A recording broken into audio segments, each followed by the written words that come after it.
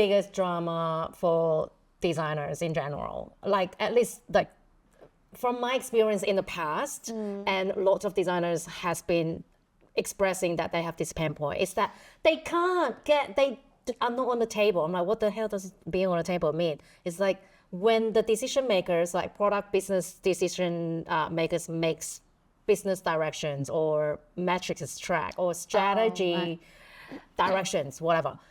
Usually designers are not in the room talking about this. And so usually by the time the designers gets the brief of what to do, it's been decided. Yeah. And so that is usually one of the biggest like drama pain point designers usually experience. What do you reckon? Yeah, no, I think that's really true because so in my head is like for product engineers and design, no matter which one in the squad, you need to give them like a long term. When I say long term, is like a quarter to 6 months view, right? At least, of right? what's going on Yeah. and why we're going after these metrics, what's the customer problem and things like that. And I find that when you give a designer a more strategic view, like short term, let's say 6 months strategic view of what you want to achieve and what's your core metric that you would want to move, they can actually think differently on how they will actually, let's say, pump out designs, right? Because they're actually more strategic thinking. Yeah. And then from then on, it's like, then the features or where you want to prioritize starts to make sense. Now, I believe that it's a responsibility of a product manager to give that long-term 6 months view. If you can, 3 months is okay, but 6 months is a really good number because for your squad, they have to also be short-term strategic, right? And for me, the PM needs to come with clear context around the overall customer problem we're trying to solve for, the overall metrics we need to meet. Yep. Give that like more holistic view to the team, to the whole team, not just the designer. Yep. But from a designer perspective, they can start to schedule their work as well. They can start to understand all the different drops is going to happen in their head because I don't know their systematic approach. They're very system thinkers. They can't just go, oh, okay, you want a button tomorrow. But like, why do you need a button? Yeah. Maybe a better way is not have the button, is have a couple of like tabs or whatever it is, right? I find that when I can present a long-term, when I say long-term, like 6 months view as a product manager, they come up with the most amazing ideas and the ideas slot in really well. And, you know, one of my pet peeves was like, how long does it take? Yeah. That actually gets resolved. Yeah. Right? Because I think they start to schedule it in terms of what that looks like, and they can build on their overall foundation of their system. So if we think about an example of a mobile app, you know, you want to create a new navigation, they'll be like, well, what's in the navigation? What's this home mean? So they can start to structure the home, the foundation of the home. And so when you next time want to go release a particular feature of that particular like homepage, they've already got a system going. That's what they call about designing like the design system, right? And so for them, they can go fast. That's how they can go fast and unlock themselves as well.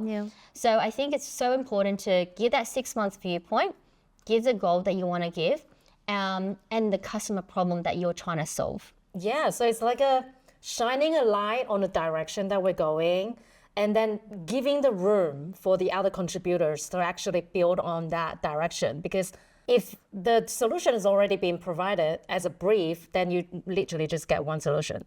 But if you're providing a direction, you actually be able to get a lot more solution, which usually is, you know, that's design thinking, isn't it? Right? Yeah. Hey, if you like this video, make sure you like and subscribe. For the designers who feels like they've been left out on the strategic discussions, what type of designers usually get invited to those discussions? You mean to the table where we talk about the goals? Yeah. Well, look, when I was a product manager, and also I encouraged my product manager, is that when it's with executives or with like head of product, we usually is like product manager, like one product manager will sit with me to understand the executive context, right? And then from then on, I kind of expect my product manager to go away and go, hey, this is what happened, team, and start the brief straight away on the day. Start to tell them. You don't have to start writing anything. It's just about, hey guys, I just got out of this meeting. This is what's happening. These are some of the outcomes. What are your thoughts? Because you still have time to provide feedback back to us, right? Around our thinking. Now, nobody likes to be told what solution or what ideas they have. But for me, it's for some reason, it's like human nature. Everybody has a solution to everything. And so for me, it's like that quick feedback, making sure that you're communicating back in Slack or in Teams, and just give them a view of what's going on. Yeah, transparency, e-syncing information. That's right. Yeah, that's right. And for me, it's always also telling my team, hey, I'm about to step into this meeting, and here's the agenda. Like if a good meeting organizer give you an agenda and the outcome, the objective, then you can actually go, hey, this is what's happening. What are your thoughts? You can start to gather what the team's thinking. And so for them, they understand. Most people understand it's a PM job to be in the seat by the table there. But they want to make sure there's transparency. They want to make sure that their voice has been heard. If something's different that the PM can champion for them as well, it's a representation. So this is where the PM leads and the team supports the PM. Yes. Yeah. Okay. And that is really awesome because I have worked with the extreme cases of two types of PMs. Okay. One type of PMs, they make all the decisions. They don't even include the team into any strategy, cascading strategy, planning, none of it. It's just literally, this is what we need by when, right? And then the other type of PM, which luckily I have now, and I'm thankfully that's the case. But that shifts. When I was working with that PM, I was actually at the time wasn't so business savvy as a designer. So now I think back, I kind of think, well, I mean, I get it. They didn't really invite me into those meetings, maybe because they think, what am I going to contribute, right? I haven't show up to let them trust that I had that knowledge or had that skill or had that ability to think outside of design at the time. So I kind of get it now. But ever since I started to learn about business and get better at those topics and force myself to learn numbers, most of designers, before they think about numbers, they already block themselves going, I don't like numbers. I mean, that's already a hurdle. Yeah. And so as soon as that gate's been open, oh my God, guess what? I was asking questions I never was asking before. I was asking about company direction, strategic decision makings, metrics, how is one bottom line metric influence a leading metric?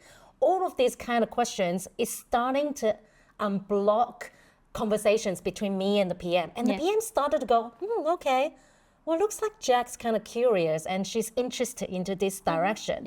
And that what happens after that is the shift of this PM starting to involve me into more conversation because now she sees the opportunity to actually lift me up, right? So I think it's a both way scenario. A designer, if you can't show up to go, I'm actually really interested and I'm eager to learn. I mean, people can sense your passion. The stakeholder you work with is not able to support you in that direction. So make your desire visible, but never step over the line. Always stay hungry and always be the dumbest person in the room. But always be in different rooms. That's right. My suggestion for the auditors. You can't go from 0 to 5. You've got to go one step at a time. But gaining trust slowly to buy your seat in that table. Oh my God, I hate this phrase. It's like, what's the table? I keep thinking about the last dinner table, like Jesus. And I'm like, what? Anyway, that's I just think about the lazy Susan. I know. Oh my God. Hey, thanks for watching, and if you like this video, subscribe for more.